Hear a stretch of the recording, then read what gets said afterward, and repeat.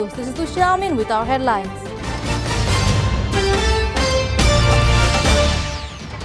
Rule of law will be central to new administration approach, says Tariq Rahman. National unity is Bangladesh's collective strength. Jamaat-e-Islami recognizes overall election outcome, says party chief Dr. Shafiqur Rahman. A new government to be sworn in by Tuesday, says CS Press Secretary Shafiqul. Yes vote shows demand for reform, says Ali Riaz.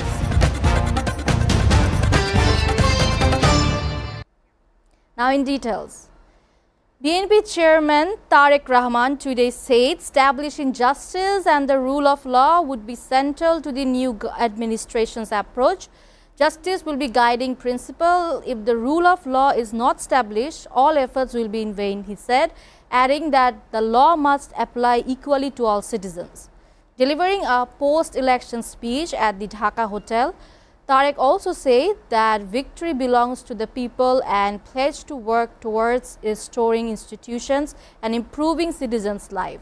He urged all political parties to remain united in the national interest, warning against division that could undermine democracy. The BNP chief said the new government would begin its journey amid a fragile economy, weakened institutions, and a deteriorating law and order situation left by an authoritarian regime. He further referred to the party's 31-point reform agenda and its commitment to implement election promises gradually.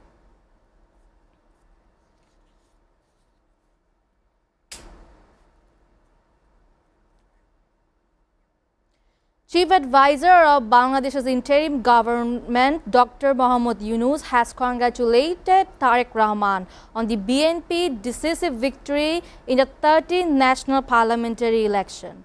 In his message, Dr. Yunus described the win as a clear expression of the people's mandate in Bangladesh's democratic transition, calling it a key milestone for constitutional continuity and institutional stability. He expressed hope that under Tariq Rahman's leadership, the party's governance will advance stability, inclusivity, and development guided by democratic values and public welfare. Dr. Yunus also paid tribute to the legacy of Ziaur Rahman and Khaleda Zia, noting their ideals will continue to guide the nation's future.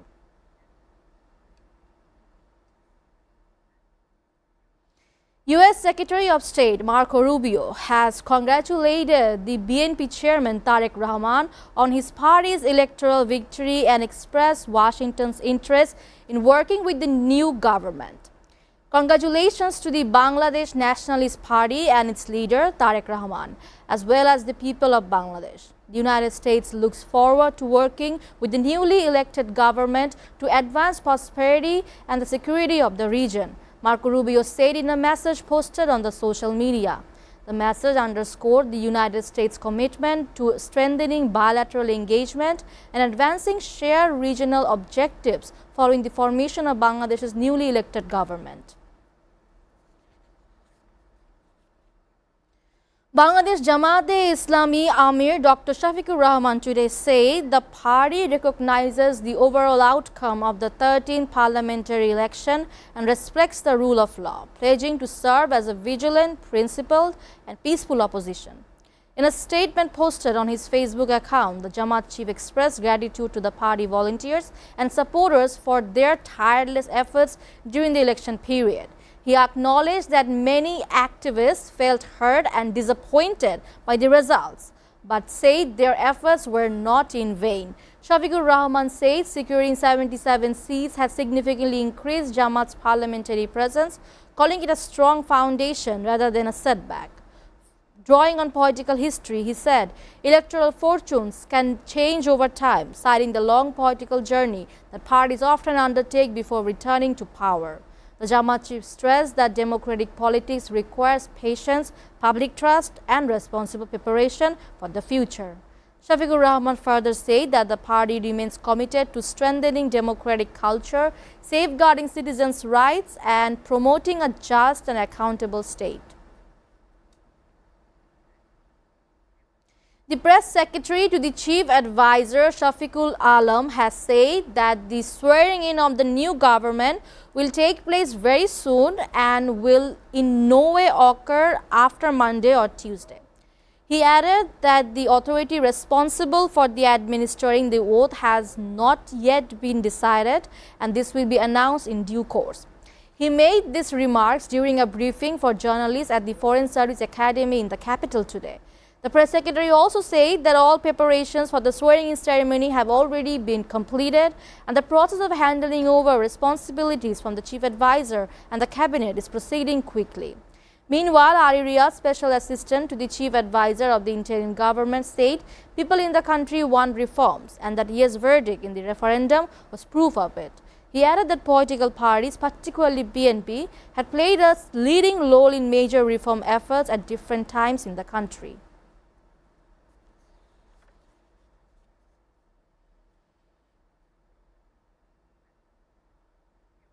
European observers today say that this week's Bangladesh parliamentary election was credible and rekindles democracy in the country and called it a remarkable achievement.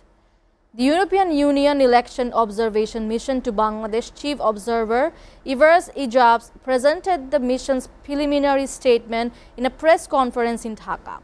While praising the Bangladesh Election Commission for its professionalism and transparency, Ijabs also highlighted the striking narrow political space given to the women harms the democratic process and urged the newly elected leaders to make women's voices heard in the political arena.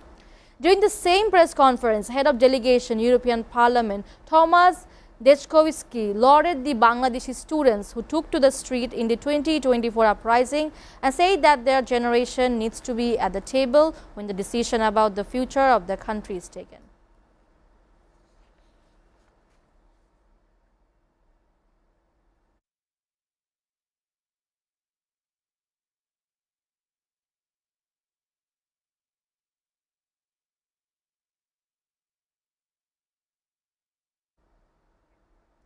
We are taking a short break. Please stay with us.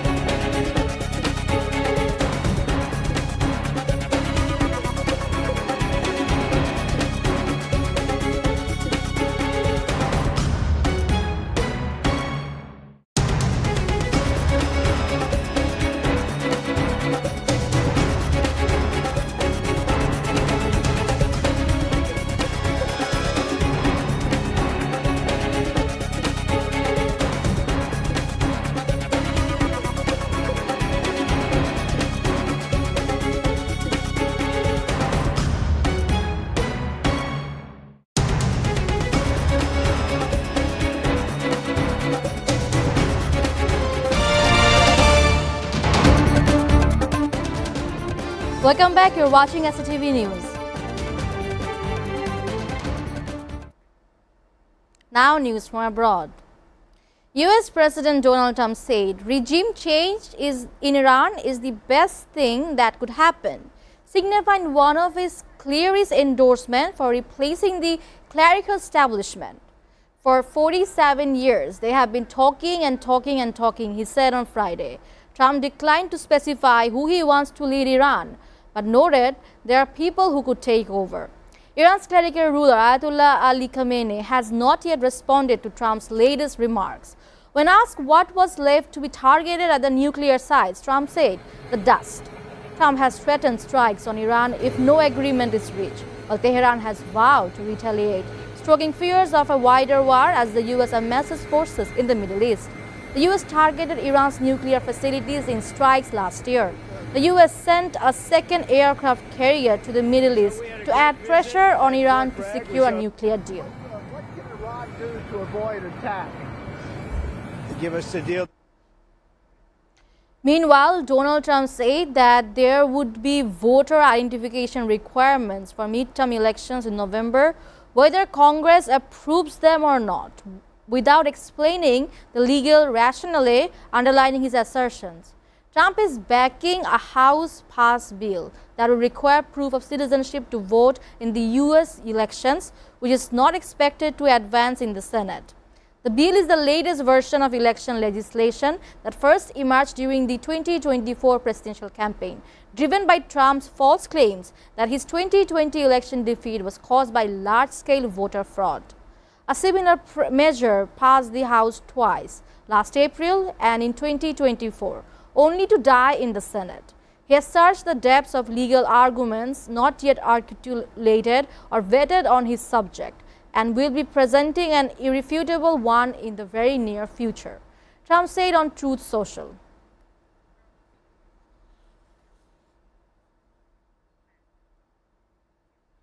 The U.S. military said that it had struck a vessel in the Caribbean on Friday, killing 3 people, the latest such incident in recent months.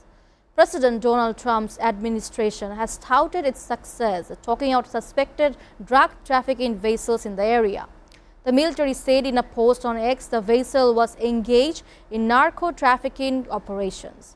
A video released by the U.S. Southern Command demonstrated what the U.S. military said was the vessel being struck.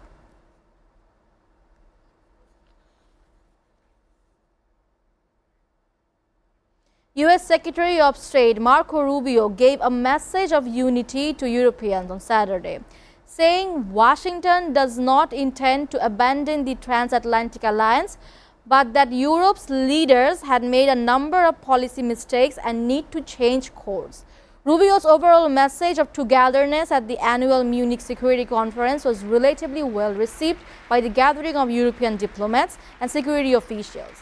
Even as Rubio at times needled European policymakers, his address contrasted sharply with Vice President J.D. Vance's address here a year ago, in which he argued that the greatest danger to the continent came from censorship and democratic backsliding, rather than external threats like Russia. Let it be known and clear to all that this is neither their goal nor their wish, because for Americans, their home may be in the Western Hemisphere, but they will always be a child of Europe, Rubio said while addressing the crowd. We belong together. You have the floor. French President Emmanuel Macron dismissed accusation that Europe was decaying and defended its push to tackle disinformation and the access of social media that were harming Western democracies. This is the right time for audacity. This is the right time for a strong Europe, Macron said. Europe has to learn to become a geopolitical power. It was not part of our DNA, he added. Macron made these remarks while speaking during the Munich Security Conference. Macron, who is set to enter his final year in office, said Europe would still face an aggressive Russia even if there were a deal on the Ukraine war, and that it could not cave into Russian demands or allow a short-term accord that would not solve core issues. The Europeans must start this work with their own thinking and their own interests, the French president further added.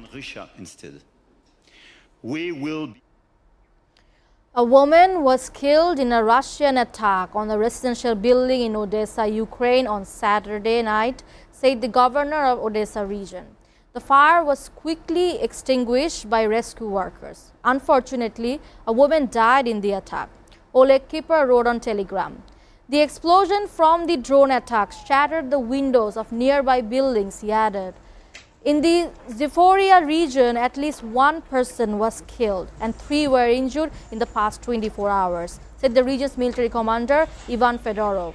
He says 655 Russian attacks were carried out in the region during the past 24 hours. The latest deadly Russian attacks on Ukraine come as leaders from the United States and Europe gather in Munich, Germany for talks.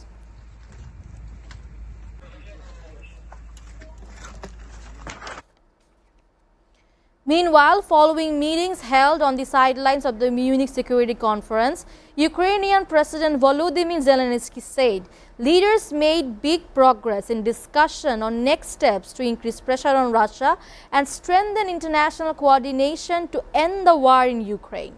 Next steps were discussed, including how to put pressure on Russia to stop the war and how to involve America more, he said, adding that participants agreed to continue working together.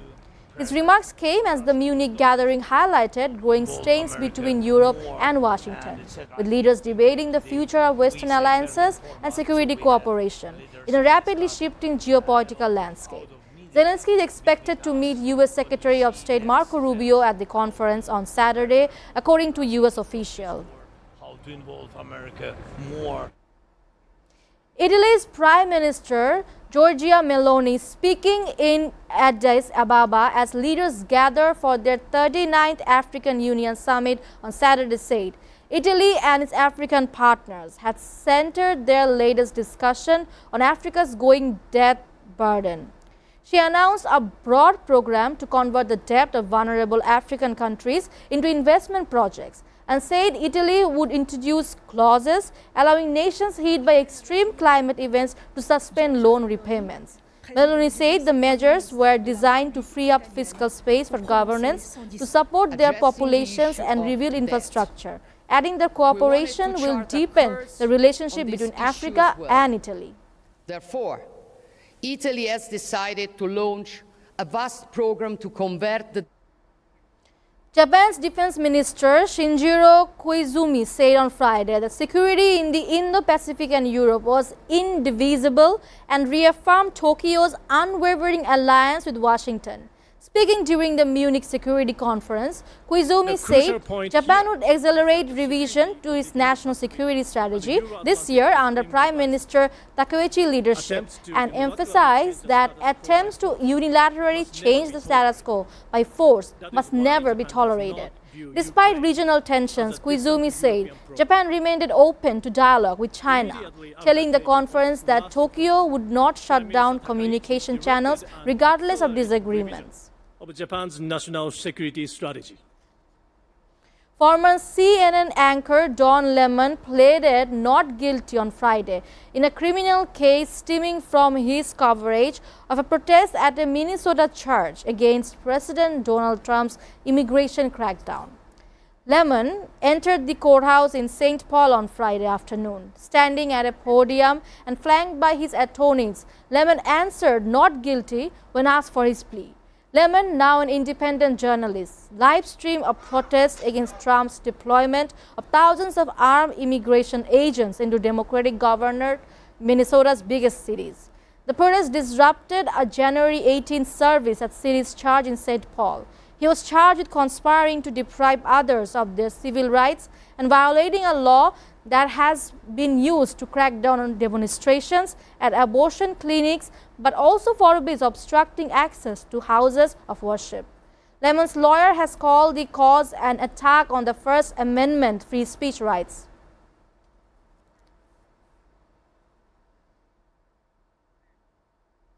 Before ending, we'll go to the headlines again.